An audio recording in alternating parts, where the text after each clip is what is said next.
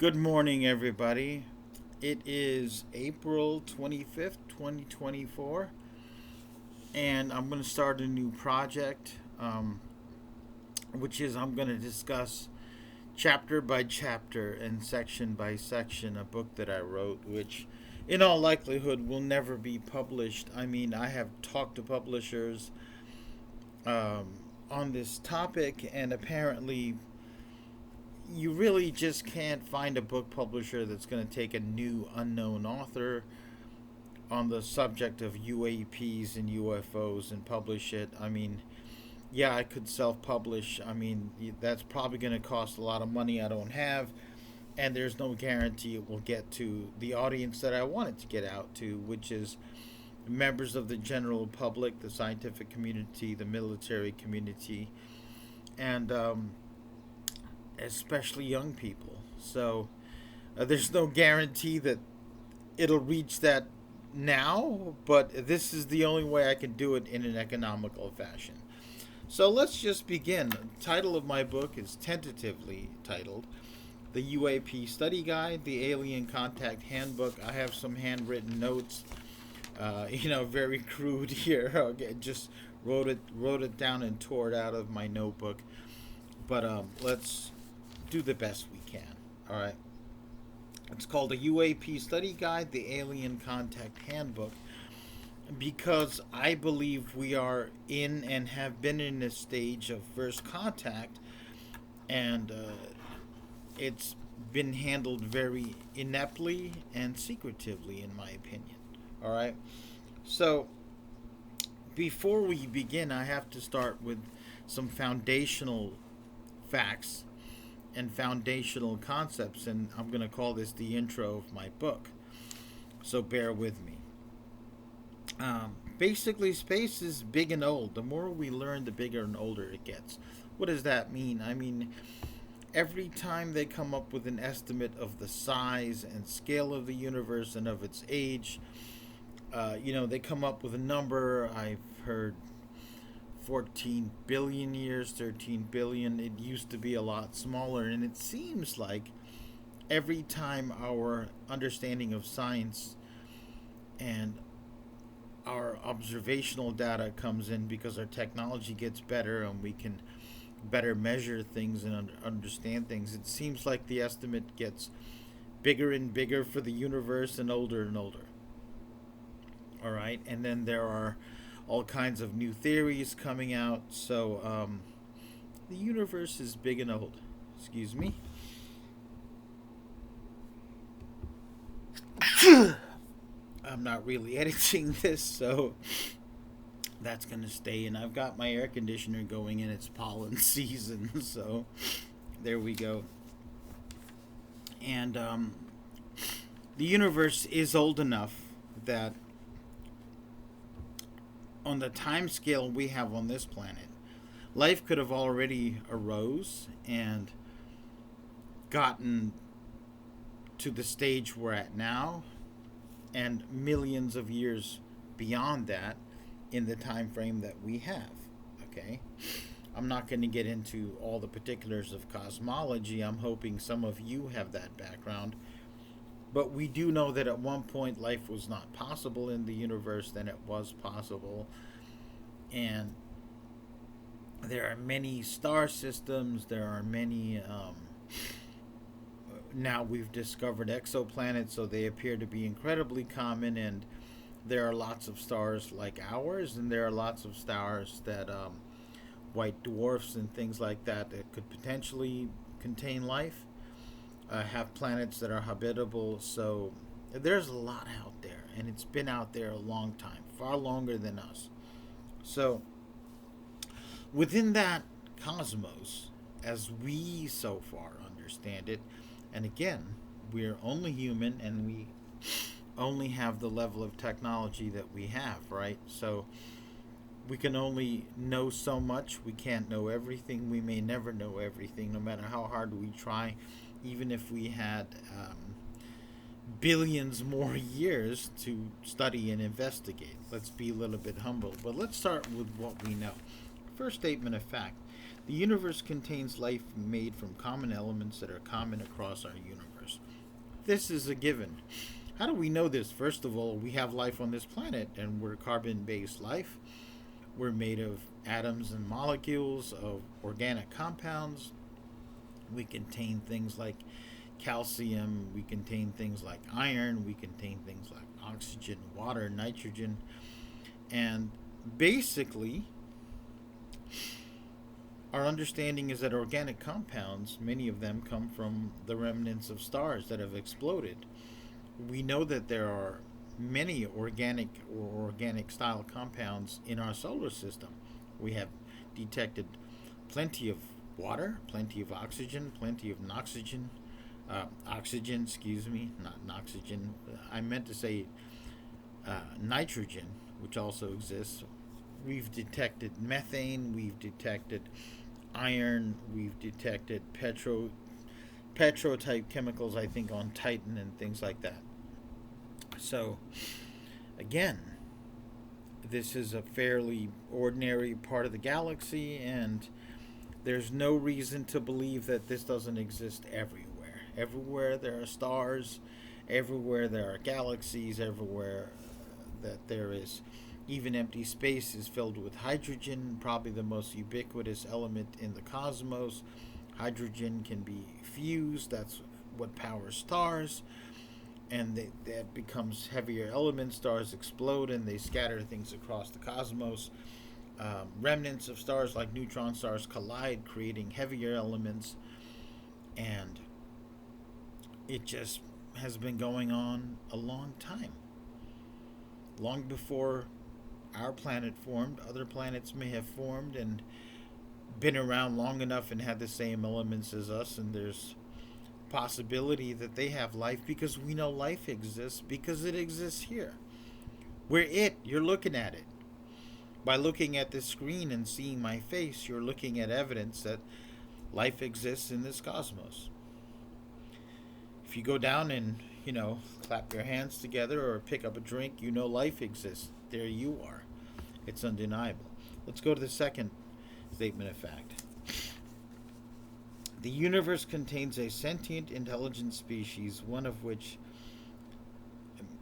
our sentient intelligent species. Let me restate that. This sentient species is intelligent, technological, spacefaring. It's divided into multiple technological civilizations that have space travel, electromagnetic communication, and electromagnetic manipulation. We have sensing capabilities as well as technologies manipulating fundamental forces and matter. That's us. We know that an intelligent technological species that is capable of space flight, capable of manipulating things like nuclear energy, manipulating matter, creating plasmas, creating tools, weapons, agriculture, all these things. We know it exists because that's us. Something as simple as this shirt or this pen would not exist without forms of technology, global distribution. The fact that you can access this on the internet means we have satellites in space relaying these messages, and we have radar stations on the ground. And I live here in the middle of the country in the United States, in Missouri, but if you are accessing this from Indonesia, in Europe, in China, then you know that some form of space technology existed because you can watch it. And the fact that you're receiving it on your computer means that, we have electromagnetic technology, we have the ability to produce audio, video, things like that. There's no denying it.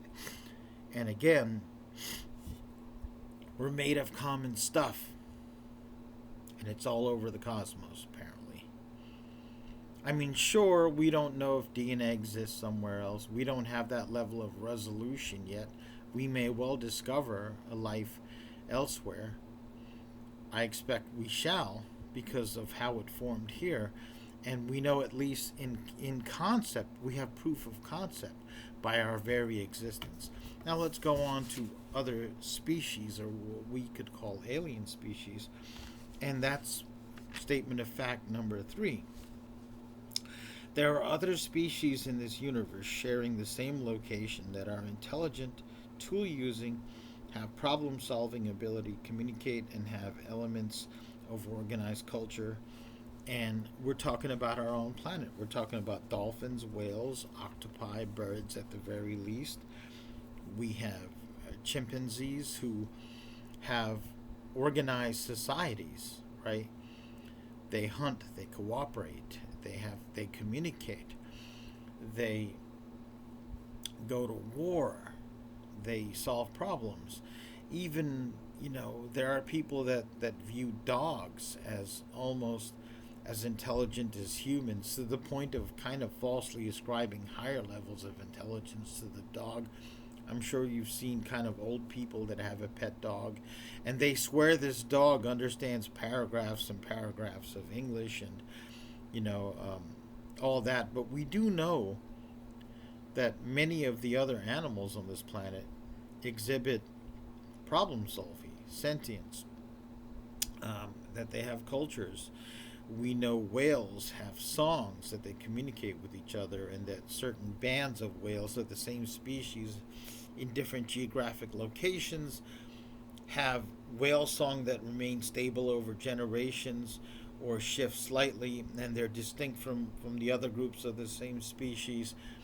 And even things like leafcutter ants can, grow crops and livestock. They grow fungus, and they cultivate aphids and milk the aphids, and on and on. So it's not an unprecedented thing. We have proof of concept that there are more than one species that are intelligent, even on the same planet, and there are different forms of intelligence. It's undeniable at this point. And now my final statement of fact number 4. The universe has billions, possibly trillions of places that are not dissimilar from our planet. I mean, think about it. Rocky worlds. We know there's more than one rocky world here. And we know there's rocky moons orbiting gas giants. We know there's more than one star. And the universe is big. We have millions of stars in our galaxy. And as we keep on discovering more and more exoplanets and more star systems, it's not unlikely that, we're going to find places like Earth. We've already found super Earths. And a lot of this is just because our camera technology and our things like infrared and radar are getting a little bit better as we develop it over time. And we've only really been doing something like this for about 100 years in the modern sense. People have always been looking to the sky with telescopes, but some of the older telescopes, for example, the ancient Arab and Islamic astronomers named most of the stars in our star catalog, and they were using nothing that much more complicated than a tube with lenses, right? It could have been just made of wood and brass and so on and so forth. And they didn't have infrared, ultraviolet detection, they didn't have radars. And then we had the Hubble telescope, now we've got the James Webb. We keep getting new information all the time and in greater detail. And there are things that were predicted, like exoplanets, which was just a mystery. Carl Sagan never lived to hear about exoplanets, but the data came in eventually, right? So we're not that unique. Our galaxy is not that unique. Our place in the galaxy is not that unique.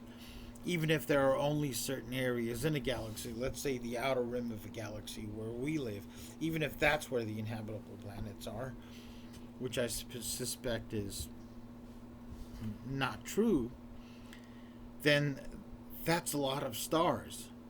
And then there's galaxies, other galaxies, and there are other galaxies that are a little bit different than our spiral galaxies, and then we have clusters. And then don't forget that between galaxies, there are not only stars, but possibly clusters of stars, right? And on and on. Now, mind you, that's just life as we have it. Carbon DNA based life could exist in those places, but there's no telling what other kinds of life may be possible, right? And I want to get down to this. That assumes that sort of everything is in isolation, but if there is a way for life to travel between star systems, not just technologically, for example, a planet could hit another planet and break up and bits and shards of it fly off. But is there a possibility that life that was in the crust of that planet, or, you know, in extremophiles could survive, go into dormancy? Excuse me.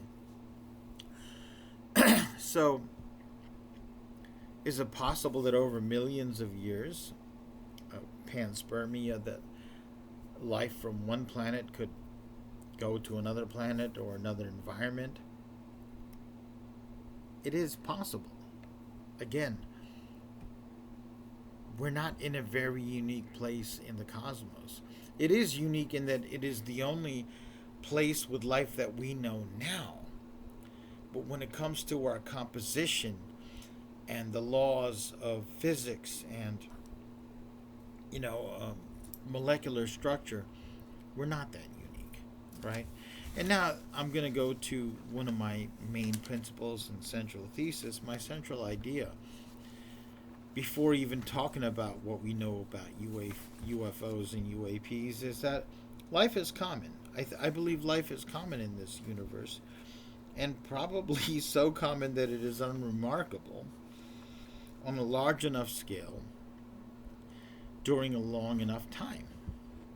If you consider a 10 billion year span and just the scale of our galaxy, it's not inconceivable that we're not the only place to have life. We're not the only place to have organic molecules, and it comes together in a certain combination, and there it is. So I want to point out, for example, that we've had multiple asteroid impacts on this planet that have probably thrown up tons and tons of organic matter and living matter into space. It is not inconceivable that something like a tardigrade that could go into a level of dormancy possibly, or be frozen, could be drifting out right now into the cosmos and land. I believe we're going to find life within the solar system that may have actually originated here. Things living in the clouds of Jupiter, possibly, or in the ice-covered oceans of one of our frozen moons, like Europa or something. It's quite possible that it had existed, maybe went extinct there, or not. So, bearing in mind that I believe that at the very least microbial life, and maybe even complex life, exists out there, and if you have a big enough scale, let's say 500 galaxies, at some point more than one planet in these galaxies could have life. I know that doesn't seem like a lot, but we at least have to entertain the statistic probability of that. Now, before I run out of time, I'm going to talk about what my next video is about what we know, what the government admits, and what we've heard, and what we know about UFO and UAP activity on this planet at this time. So I hope you're going to enjoy part 2 of chapter 1's intro. See you in the next one.